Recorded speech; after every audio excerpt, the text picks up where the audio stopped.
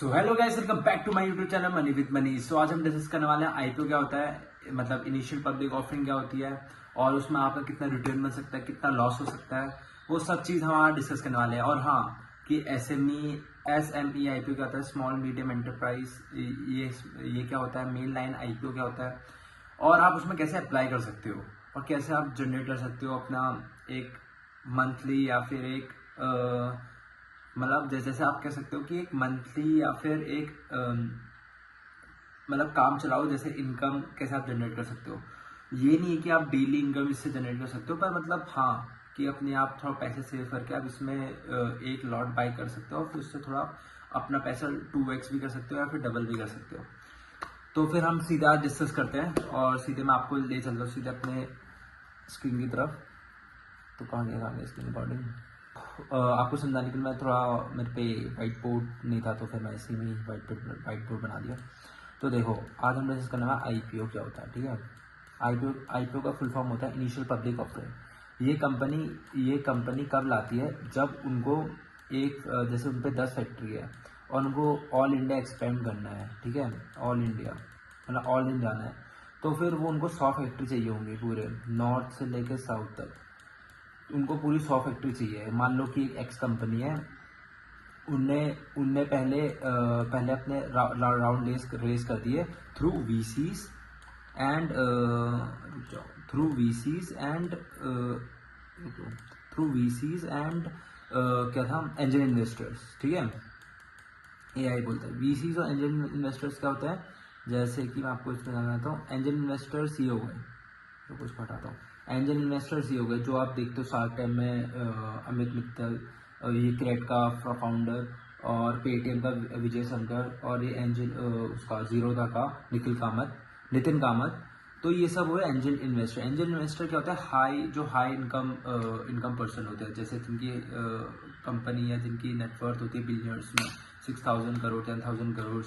तो जिनकी कंपनी इतने में होती है या फिर उनकी नेटवर्थ इतनी में होती है, तो फिर उनको कहते हैं एंजल इन्वेस्टर्स।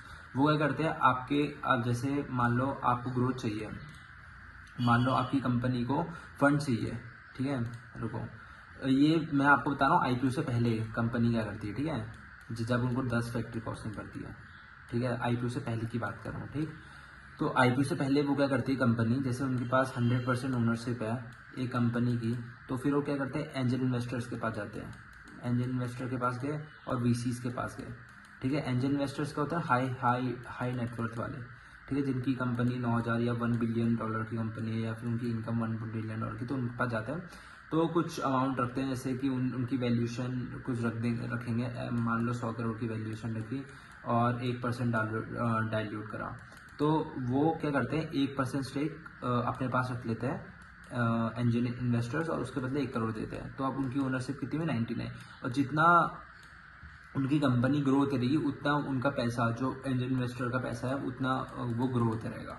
समझे। और इनको प्रॉफिट कब होती है, जब ये कंपनी मान लो कि एक्स कंपनी जब आईपीओ में लिस्ट हो गई, तब उनको प्रॉफिट होता है अपने 10 शेयर या फिर 1 शेयर का। समझे, वो डिपेंड करता है और उनके डील पे डिपेंड करता है कि कितना उनका प्रॉफिट हो, कितना उन्होंने शेयर लिया, कितना वो वैल्यूएशन लगा रहे हैं। जैसे आप शार्क टैंक में देखते हो, सेम वैसा ही प्रोसेस होता है। वो मान लो एक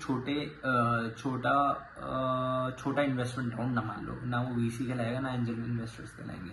ठीक है, वैसे ही होता है। वो अपना स्टेक डाउनलोड करते हैं, फिर उसके बिहाफ में वो पैसा स्ट्रेस करते हैं और फिर उनके बैलेंस शीट के हिसाब से, उनके प्रॉफिट एंड लॉस के हिसाब से उनकी वैल्यूएशन डिसाइड करते हैं। वो फिर नेगोशिएशन राउंड होता है उनके बीच में, राउंड 1 राउंड 2 ऐसे करके, फिर उसके हिसाब से वो अपने स्टेक डाउनलोड करते हैं। अगर उनको एग्री होता है कि इतनी वैल्यूएशन की सही है, इतना उनका प्रॉफिट हो रहा है, इतनी उनकी ग्रोथ रही है, तो उसी के हिसाब से वैल्यूएशन डिसाइड होती है, उसी के हिसाब से कर दिया और फिर उनको उस हिसाब से पैसा मिलता है। तो फिर क्या करते हैं, या फिर अपना कंपनी 2 चीज़ से लेती है, या तो उनको ग्रोथ करना होता है या फिर अपना उधार चुकाना होता है। मान लो अगर उनको उधार चुकाना होता है तो फिर वो वीसी और एंजल इन्वेस्टर्स के पास जाएंगे कि हमारा इतना उधार है कि अगर हम इस डेट को इतना कुछ चुका देंगे तो हम इतना 100x 2x 50x ग्रोथ कर लेंगे, तो आप हमें कैपिटल दे। तो उसी हिसाब से वीसी एंजल इन्वेस्टर देख के बैलेंस शीट को पैसे देते हैं। हमने इसमें बात कर दी थी एंजल इन्वेस्टर्स की। मैं आपको वीसीज बताता हूँ। वीसीज क्या होते हैं, VCs are the type of private equity use to support एक फर्म होती है, प्राइवेट इक्विटी फाइनेंशियल प्रोवाइडर होते हैं ये सब, use to support a startups, रुको इसको हटा देता हूँ, use to support a startup in early stages company with the potential और सब potential and rapid growth rate. तो ये वीसी ऐसे सपोर्ट करते हैं, एंजल इन्वेस्टर्स की तरह होते हैं वीसीज भी, पर वीसी एक कंपनी होती है, ठीक है। कंपनी देख लो, AC India, market partner India, in market partner India ने इसको ओला, पार्केटो को इस पर सबको सपोर्ट करा है, और फिर एशियल इंडिया ने फ्लिपकार्ट, स्विगी, इन सब में इन सबको सपोर्ट किया, इन सब के इसमें पैसा डाले हैं और उनका कुछ स्टेक लिया है। तो उसको सारी कंपनियां करते हैं बिफोर आईपीओ, ठीक है। अब मैं बताता हूँ कि आईपीओ अप्लाई कैसे करते हैं। जैसे आप जैसे मैं तो ग्रो चलाता हूँ, तो ग्रो में गए, ग्रो में सबसे इजी अप्लाई हो सकता है। मैं आपसे ये कहना चाहूँगा कि आप ग्रो में ही अप्लाई कीजिए, क्योंकि इसमें बहुत बेसिक सा इसका वो डिज़ाइन है और बेसिक सा आप सब कुछ आपको ईजी के साथ में आएगा। तो आप IPO सेक्शन में चले गए, ये जिसके ऊपर SME आ रहे हैं ये सब है स्मॉल मीडियम एंटरप्राइज, जिसकी जो रेस करते हैं मिनिमम, जिनकी रेंज होती है 100 करोड़ से अंदर को, समझ लो वो आते हैं, मतलब 100-500 करोड़ के अंदर को जो रेस करते हैं, जो मतलब स्मॉल सेक्टर कंपनी होती है वो होती है SME, ठीक है। इसमें भी आप देख लेना, इसमें भी सेम ऐसे 31 करोड़ जो 100 करोड़ के अंदर ही अंदर होंगी, 100-200 करोड़ के, देखो 43 करोड़ इशू साइज है। अब मेन लाइन IPO होता है, ये होता है जिसकी वैल्यूएशन 1387 करोड़ इशू साइज होते हैं जिसकी, तो वो सब होते हैं। तो इसमें क्या होता है, क्वालिफाइड इंस्टीट्यूशन बायर कौन होते हैं, ये सब होता है क्वालिफाइड इंस्टीट्यूशन बायर। मैं अभी पहले आपको बताता हूँ क्या क्या होता है। क्वालिफाइड इंस्टीट्यूशन बायर कौन होते हैं, जैसे आपकी इंश्योरेंस कंपनी, LIC, ये सब होता है, इनके लिए एक अलग से कोटा रखा रहता है 50% का। नॉन इंस्टीट्यूशन इन्वेस्टर्स कौन हुआ है, जो ये सब नहीं है, जो इंश्योरेंस कंपनी नहीं है, जो LIC कंपनी नहीं है, वो सब आगे non institution investors. Non institutional investors में आपको बिड करनी पड़ती है 2 से 10 लाख के बीच में, ठीक है। रिटेल इन्वेस्टर्स के बीच, रिटेल इन्वेस्टर्स कौन होते हैं, रिटेल इन्वेस्टर्स जैसे हम, जो 1 लॉट, 2 लॉट, 3 लॉट ऐसे में करते हैं। ये क्या होता है, जो 10 लॉट से ऊपर, 14 लॉट से ऊपर इन्वेस्ट करते हैं इन दोनों में। जैसे मैं आपको इसमें समझाता हूँ, ये देखो इसमें आया पहले, देखो रेगुलर, अप्लाई फॉर रेगुलर, जैसे हमारे मतलब जैसे आप और मैं, हम लोग हैं एक रिटेलर, तो हम रेगुलर सेक्शन में ही जाएंगे। अगर आप के सेक्शन में ऑन करोगे तो यहाँ पर रेगुलर आता है, फिर रेगुलर हाई नेटवर्क इंडिविजुअल, इसमें 2 से 5 लाख के बीच में अगर आपकी इतनी है तो उसमें 2729 का स्लॉट हो जाएगा, आपको 4,86,288 में आपको देने पड़ेंगे। उसी के हिसाब से आपको शेयर, अगर आपको अलाउड हो तो उतना, जैसे मान लो 10% का प्रॉफिट, तो उतने के हिसाब जितनी आपकी इसकी GMP चलेगी उतना आपका प्रॉफिट होगा। मान लो इसकी GMP है, रुको, GMP का होता है ग्रॉस मार्केट प्रीमियम होता है, ठीक है। जैसे मान लो इसकी चल रही है आपकी GMP, इसमें दिखा देता हूँ, ठीक है। GMP होती है कि जो ऑफ मार्केट आपका, जो ऑफ मार्केट आपकी कितने में लिस्ट होगी। मान लो कि 60 में लिस्ट हो रही है, मान लो, जैसे मैं समझाता हूँ आपको, जैसे इसमें इसने बोल रखा है 614 का हम आपको शेयर दे रहे हैं, पर आपने इसका रिसर्च करके आपने इसकी ग्रे मार्केट प्रीमियम देखी, पर ये तो 60 रुपये ऊपर ही ऑन हो रहा है, खुल रहा है, मतलब 60 रुपये ऊपर, मतलब कि आपका इसमें प्रॉफिट हो रहा है क्या, तो इसमें आपका प्रॉफिट हो रहा है करीबन 60 × 24, तो 1400 का प्रॉफिट हो रहा है। तो 1400 का प्रॉफिट मैं आपको सजेस्ट नहीं करूंगा, आप इसमें जाओ और इसमें इसका IPO लो, कम से कम, रुको मैं आपको बताता हूँ इसमें अच्छे से,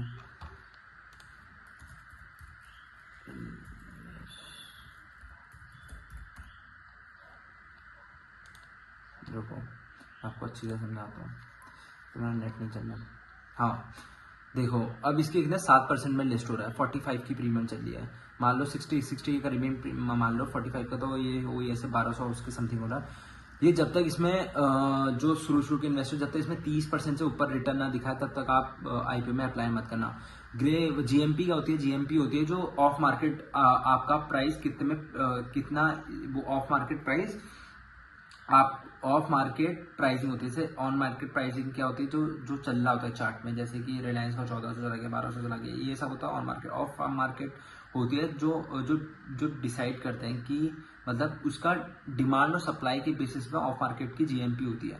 मान लो कि उसमें ज़्यादा, जैसे इसकी जीएमपी क्यों गिरी, इसकी जीएमपी इसलिए गिरी क्योंकि मार्केट नेगेटिव खुला था और मार्केट में ईरान और इसके बीच में आपको पता है क्या हो रहा है, वॉर हो रहा है, तो उसके बीच में इससे भी इसकी जीएमपी में इफेक्ट पड़ा, ठीक है। और दूसरा इसकी डिमांड भी नहीं थी, देखो क्वालिफाइड इन्वेस्टमेंट 0.80 है और ना ओवर सब्सक्राइब भी नहीं हुआ है, तो इस हिसाब से इसकी जीएमपी गिरी। जितनी इसकी डिमांड होगी उतना इसकी जीएमपी ऊपर उठेगी। तो जीएमपी क्या होता है, ग्रे मार्केट प्रीमियम होता है, ठीक है। ग्रे मार्केट प्रीमियम जो ऑफ मार्केट, जो आपको प्रीमियम कितने ऊपर इसके प्राइस देने में तैयार है लोग, मतलब कि इस मार्केट की डिमांड कितनी है, कि लोग कितने में देने के तैयार है। इससे बिट गए 614 पर, इसको लोग 614 प्लस 614 प्लस 50, तो लोग इसको, अरे यार 614 प्लस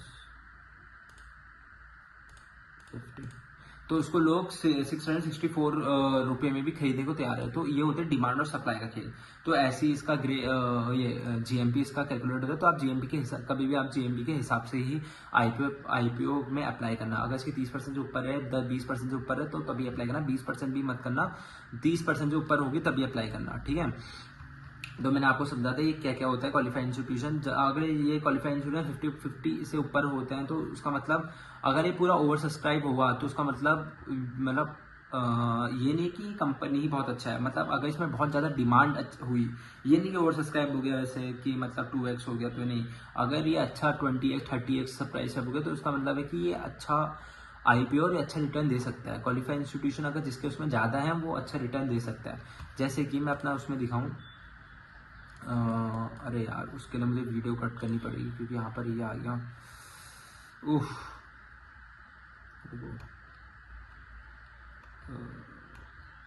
अगर इसमें आ जाता है तो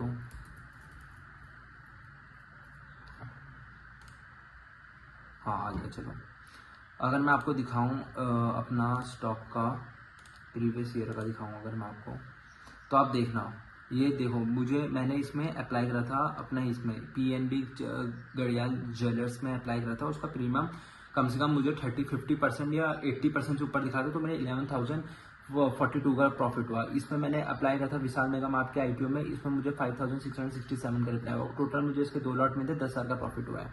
और तो देख सकते हैं आप कि प्रॉफिट बहुत अच्छा होता है अगर उसकी डिमांड अच्छी हो। जो मेरा इसी में मेरा कितना 16,000 का प्रॉफिट हुआ है इसी में ही। तो आप ये नहीं कि आप ऐसे ही देख के और अप्लाई कर दिया, आपको पूरा अच्छे से उसकी ग्रे मार्केट प्रीमियम देखनी चाहिए, आईपीओ कितना डिमांड हो रहा है, आईपीओ कितना फुल्ली सब्सक्राइब हो रहा है, तो उसी हिसाब से आपको प्लान आउट करना चाहिए। अभी इसमें बहुत सारे वो आईपीओ आने वाले हैं इस जुलाई के मंथ में। एक NSDL आने वाला है, मतलब वो उसका भी कौन सा था, HBA कौन सा है वो बैंक, HDFC बैंक का भी आने वाला है अपकमिंग आईपीओ। देखो इतने सारे अच्छे आने वाले हैं, फोन पे का आने वाला है, NSDL का आने वाला है। तो ये सब बहुत अच्छा आईपीओ है, इन सब में आप अप्लाई करना। NSE ग्रो, ये सारे बहुत प्रॉफिट मेकिंग आईपीओ, और आपको 80 to 90% रिटर्न दे सकते हैं। मतलब कि आपने 14,000 लगाए तो उसमें 100% रिटर्न दे सकते हैं। 14,000 के 14,000 आपका प्रॉफिट हो सकता है। तो उसी के हिसाब से प्लान आउट कर सकते हो। आईपीओ की अभी आजकल की आईपीओ की हिस्ट्री देख सकते हो आप, उतना अच्छा नहीं होता है। जैसे कि ऑफर 140 का था, लिस्ट 140 में हुआ 0, ऑफर 105 में था, 125 में हुआ, मतलब 105 20 इंटू जितने उसके शेयर होंगे उससे इंटू कर देना वो, तो उतना खास प्रॉफिट नहीं हुआ, बस इसमें ही प्रॉफिट हुआ है बर्नआउ के। इसमें ही मैंने बेलराइज का लिया था, उसमें भी उतना प्रॉफिट हुआ नहीं, मेरा 1,000 रुपये का प्रॉफिट हुआ था। तो आप देख सकते हो, तो उसी के हिसाब से आप देख लेना कितना डिमांड, कितना सप्लाई है, कितना क्रिएट हो रहा है, कितना अच्छा उसका जीएमपी चला है, तो उसी हिसाब से आप अप्लाई कर सकते हो। मैंने आपको अप्लाई करने का प्रोसेस तो बता ही दिया कि कैसे अप्लाई करते हैं। कि यहाँ पर पहले अप्लाई के ऑप्शन में क्या, अगर आप इसमें हाई नेटवर्क इंडिविजुअल में अप्लाई करते हो तो इसमें चले गए, और अगर आप रिटेल इन्वेस्टर के उसमें हो तो आप इसमें चले गए, ठीक है। और हमेशा एक आईडी से एक ही लॉट अप्लाई करना है, ये नहीं कि एक आईडी से 10-20 लॉट अप्लाई करा, हमेशा एक आईडी से एक लॉट अप्लाई करना, क्योंकि 10-20 अगर एक आईडी से 10-20 लॉट अप्लाई करोगे तो मिलना आपको एक भी नहीं है। तो हमेशा एक आईडी से एक लॉट अप्लाई करना। अगर आपको 10-20 लॉट बाय करने हैं तो सीधे हाई नेटवर्क इंडिविजुअल में जाना और उसमें अप्लाई करना। ठीक है, मैंने बता दिया आपको कैसे कैसे अप्लाई करना है। अगर कंटिन्यू कर देना, फिर कंटिन्यू के बाद फिर आपको बताएगा कि आप किससे करना चाहोगे, फ़ोन पे या जीपे से। फिर जीपे से जाना, फिर उसमें अप्लाई फॉर जीपे करना, फिर डन आएगा। फिर उसके बाद आपको रिक्वेस्ट आ जाएगी इसमें, जैसे कि ये देखो, जैसे कि मैंने इसमें अप्लाई करा, कहाँ गया, हाँ, जैसे मैंने इसमें अप्लाई करा तो देखो ये IPO अप्लाइड आ जाता है, फिर IPO for send for exchange आ जाता है, फिर UPI ट्रांजेक्शन ऑटो पे की ट्रांजेक्शन आपके जीपे में आ जाएगी, तो उसको आप अप्रूव करोगे। फिर आपको इसमें जैसे ही आप अप्रूव कर दोगे तो आपको एक एप्लीकेशन नंबर दे देंगे वो, जिससे आप इसकी आप चेक कर सकते हो कि मुझे आपको अलॉटमेंट मिली या नहीं मिली। तो इसी के थ्रू आप अप्लाई कर सकते हो। और ऐसी जैसे मैंने आपको प्रोसेस बताया उसके थ्रू आप अपनी मार्केट में रिसर्च करके आप अप्लाई कर सकते हो और अपना रिटर्न कमा सकते हो। इसमें लॉस भी होते हैं। लॉस अगर IPO में ज़्यादा डिमांड सप्लाई नहीं हुई, जो मैंने बताया 10% की GMP चली, 20% की GMP चले, तो उसमें अपर सर्किट लगने के भी चांस हो सकते हैं। तो आप अपनी इंफॉर्मेशन सर्च करके अपने हिसाब से या अपने नॉलेज गेन करके, क्या कंपनी है, कंपनी कितना प्रॉफिट है, क्या क्यों कंपनी उठा रही है, कहीं डेप्ट के लिए तो नहीं उठा रही, कहीं कुछ कंपनी होती है जो अपने इन्वेस्टर्स के लिए उठाती है, तो आप वो ये सब रिसर्च करके आप अप्लाई कर सकते हो। सो होपफुली कि आपको ये वीडियो में बहुत हेल्पफुल लगी होगी। और thank you guys for watching this video. So bye.